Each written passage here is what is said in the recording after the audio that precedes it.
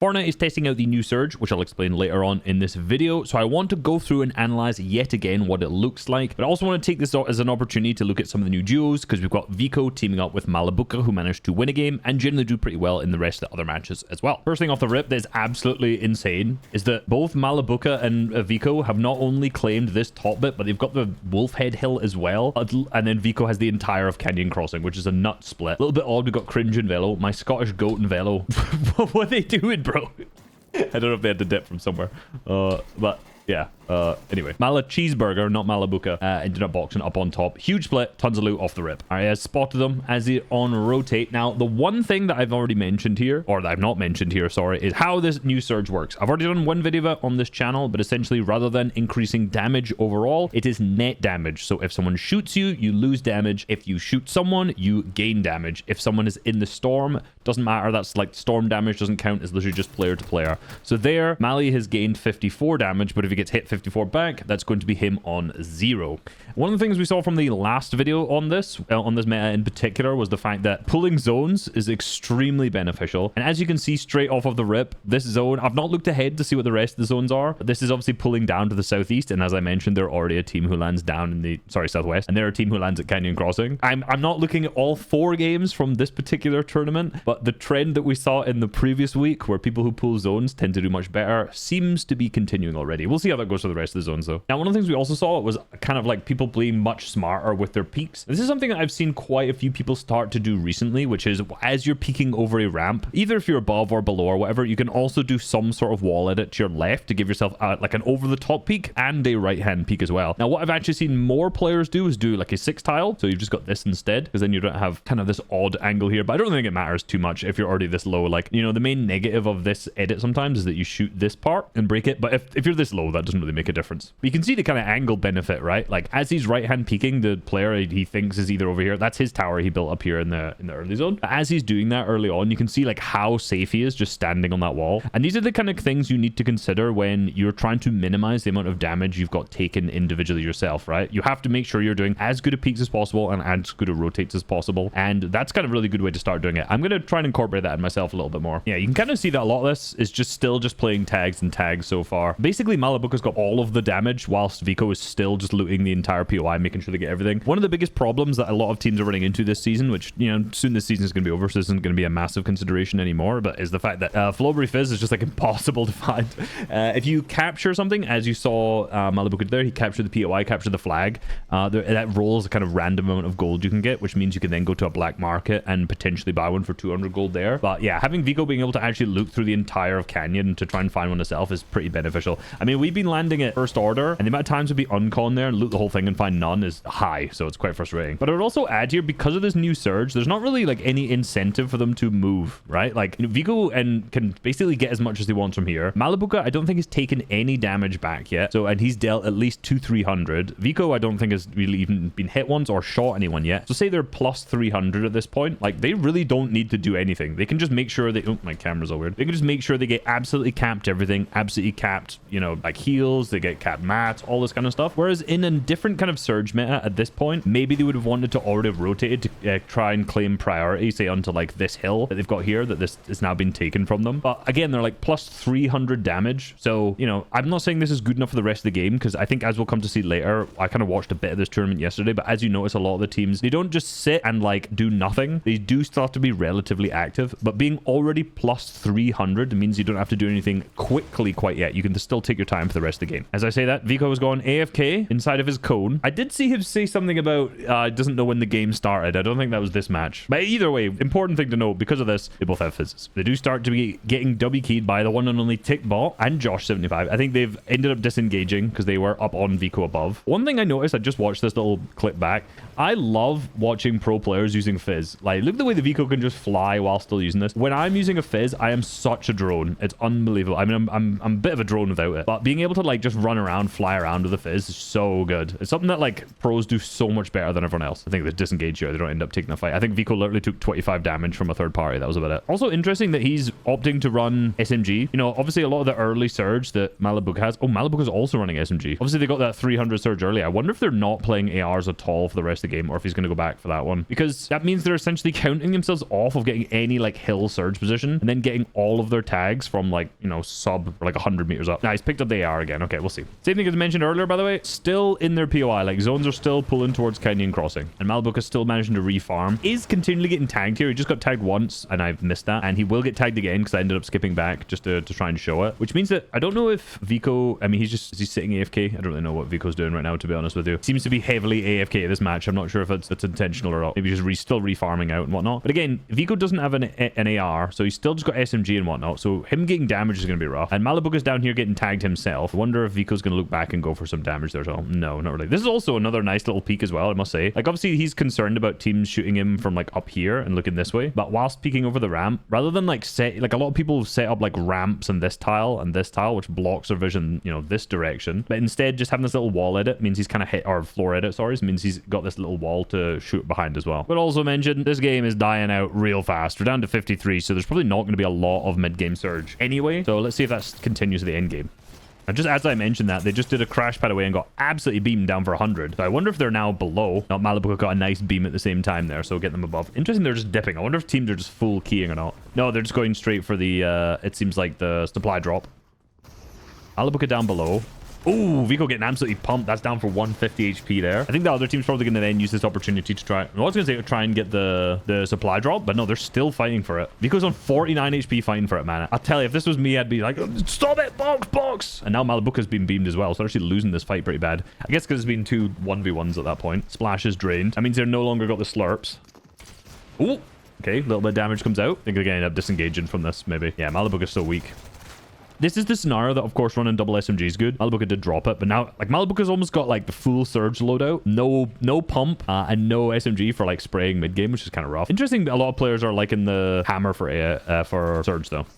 Man, they've taken so much damage, actually, over this last fight here. I wonder if they're going to be below if thresholds pop up in endgame now. And look how many teams have now, like, come around their area as well here. You got 3 teams rotating in the POI, including this fight and now this. But, like, interestingly, not anyone's even looking to third party yet. Because I guess, like, so many teams are just playing passively. And there's only 49 up. So will there even be surge in this moving? I'm not really sure. Might have to skip ahead and check that. Oh, no. Tick bot. Oh. That's a bad look, I'll be honest. That's not a good look at all. All right, they've managed to get their mats and shield back up again because they still have not left their POI, and it's the 7th zone at this point. Big piece coming out. I love the angle swap up from Vico.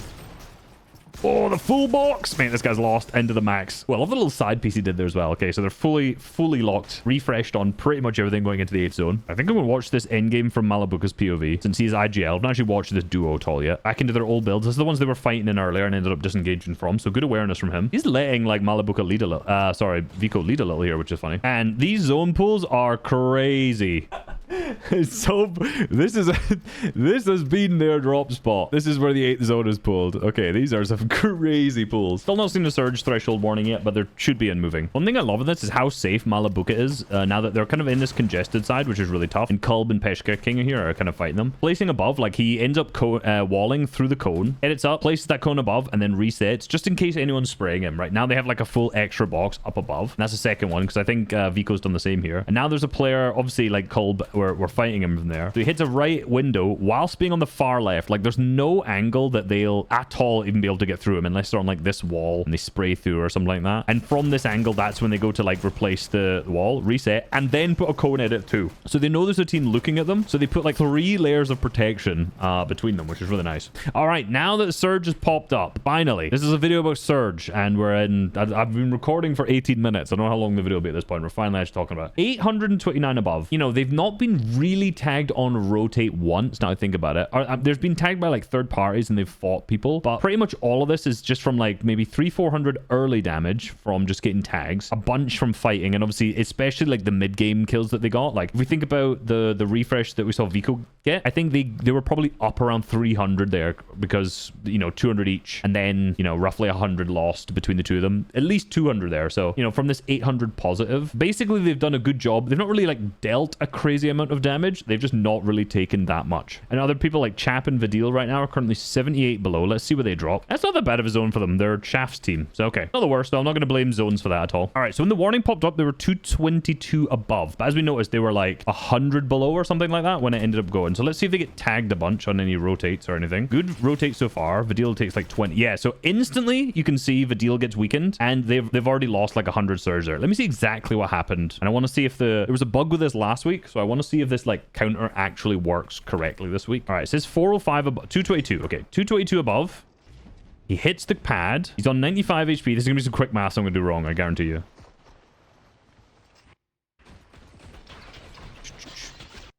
Okay. Oh my god, he gets lasered. Yeah, and instantly 25 below. That seems like he lost more because no one died at the same time there, right? That means they essentially tried to lose 240 HP, but they didn't lose 240 total there. Unless the people tagging them were the people who were near them on the leaderboard, which is kind of awkward to see. But that's one rotate. They essentially went from 220 above to 25 below, which is super brutal. Let me see who was shooting them, though. I think it was this guy. So this actually might make sense. As you see, he's 187 above, which means he might be the team who's right below. No, that doesn't make any sense either. I was gonna say right below Vidil. So he hits Yapko there, 20. Vidil then, he hits absolute bangers on. And that seemed like it tracked his damage pretty well there. That looked like the correct amount of damage. However, Vidil dropping like so far below, I'm not sure. Because I don't know if like now he's 60 below as well, right? Like this seems to be moving. It moves a lot because if you've got to remember that if someone else is around you on the damage leaderboard and they move up, you're obviously going to move down. Like the thresholds are going to change depending on what other people are doing, not only what you are doing, because it's so crazy. So being 220 above literally means nothing because, you know, he took like 150 damage and now he's 120 below, which is nuts because also like Chap took a little bit of damage there too. So the one thing I'm going to say about this new Storm Surge change where it's net damage is that we need a better way to visualize this on screen because this is genuinely awful now. I have just sat here for 7 minutes and tried to figure out like who's dealt what damage for that to move, to go up, to be able to track it. And I imagine from like Vidil and Chap's POVs as players, I'm sure they also have absolutely no clue. Like, are we good? Are we not? Like you can see how much is moving. It's literally going all over the place. Now it's like, is that a bug? Is it not a bug? They've dealt no damage and it went from 120 below to 57 above. Now, like I said, remember, if someone else is above you on the leaderboard, right? Let me do a little drawing. All right, this is really confusing, and I'm trying to figure out a good way to say this. Pretend player X here, who I've named, is the threshold at 0, right? So say the damage threshold, just for this example, is 0, and Vidil is plus 100. That means he's 100 above the threshold currently, right? However, if a player tags him, right, another player who's, I don't know, like say like above him on the leaderboard up here, say they tag him for 150 damage, that means he would now not be on plus 100. That means he'd be on minus 50, which means he would fall below, and this guy would then move up. That makes sense. So this player who was on 0 is now on plus 50, and they have done no damage, if that makes sense. How players are kind of moving all around the leaderboards, seeing thresholds go from like minus like the actual example of a deal rather than this one, where he was like plus 200, and then he goes to minus 100 and something, and then he's back up to plus without doing any damage. That's basically because other players who are near him on the leaderboard are taking damage or are dealing damage, which moves his position in the leaderboard overall. That's why I think we definitely need a better way to visualize this, because like this, seeing it the way it is in game is way too confusing. And as a player, like I'm sure you're lost as hell. So let's see what they end up doing. They've on rotate, because of that, they're now 140 above without taking or dealing any damage. Just on rotate. How did he just instantly die from 200 HP, by the way? I'm being an absolute drone here. I didn't realize that Seti was above him and pumps him at the same time, I think. He does, okay.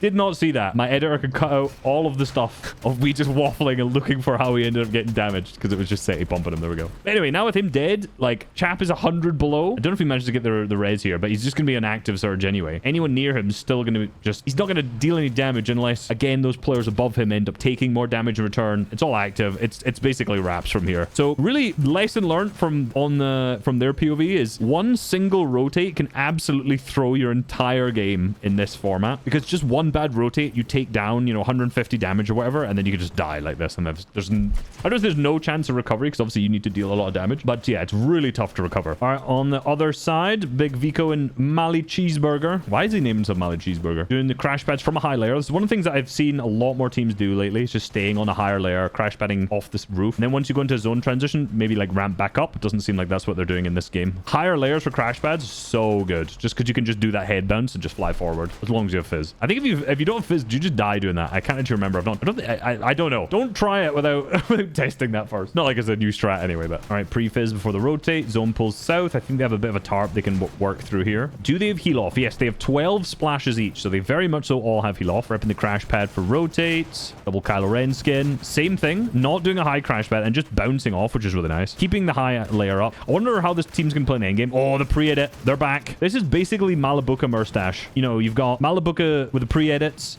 Basically exactly what they were doing with all of their success previously. But now rather than Murstache, you just have Vico. Same thing. High layer again with the crash pad.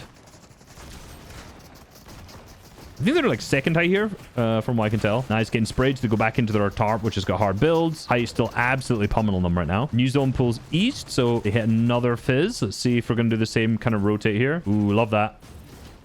Ooh, that's a real high crash pad, but into the storm. That's a really nice storm take. They have the splashes to do it as well. You don't really need to worry this season that much about like taking storm for heal off purposes, of course, because if you take storm, like it's not going down to 6 med kit heal off, even though this is a game win format because it's an eval cup. So really like the front storm claim there. And then they can just go back in wood. Pre-edit's back on again. Hey. There is no better pre-editor, world's best pre-editor, I must say, than Malabuka. Almost makes me want to turn pre-edits on, but I know I mess up so many edits with it, so I'm just not going to do that. Zone pulls north, which is into their old tarp, but they can't really use it that much. Totally missed saying anything about that, but nice shot from Malabuka. Still not even close to height yet. 5 splashes, 3 splashes, 2 medkits. Okay, they do have the heal off after getting that elim onto Shark there. Pretty much full tarp the rest of this. Again, stayed very high. Like, how high are we up right now, this entire zone? Pretty much, yeah, they've pretty much been playing like second height this entire time, which allows you to crash pad a lot easier, right? There's not going to be as many teams blocking you. So they've kept up for the pretty much the majority of the game. Let's see what Mali Cheeseburger does. He's going down. Refarm, which is nice. They've played pretty conservative. There's not been a whole lot of like angles peaking or anything like that. It really has just been those 2 or 3 pre-edit plays. Malabuka's going back to play heal off, and is that literally just the game win there? Super early heal off, actually. I don't. Surely this isn't where they play it from. Moneymaker manages to finish Vico there, playing the backside. It might be his wall. Now he's going to play through for the other med kit too. 5 splashes left as well. It does seem pretty early, but I would imagine he's just going to then have to go and start fragging. It's a good play because he would have basically died had he not played heal off early. He's now got a free height claim. 0 mats though. Good damage. He might get the siphon if that guy dies to storm. It's a 1v2 as well. I think he's just running. He sees both those players down there running, and then they both die to storm because none of them have heal off. I think Mali saw those guys coming up and then realized that they don't have heal off whatsoever, so he can just drop down. All right, I got clarification. It basically just means that damage between players is all that counts, aka storm damage doesn't count and things like that as well. So yeah, that's what they meant by that. But yeah, this is now the system that's going to be in for every tournament, at least going forward. So please change how it's visualized in game because it's extremely difficult to figure out what's going on. Like, subscribe, peace.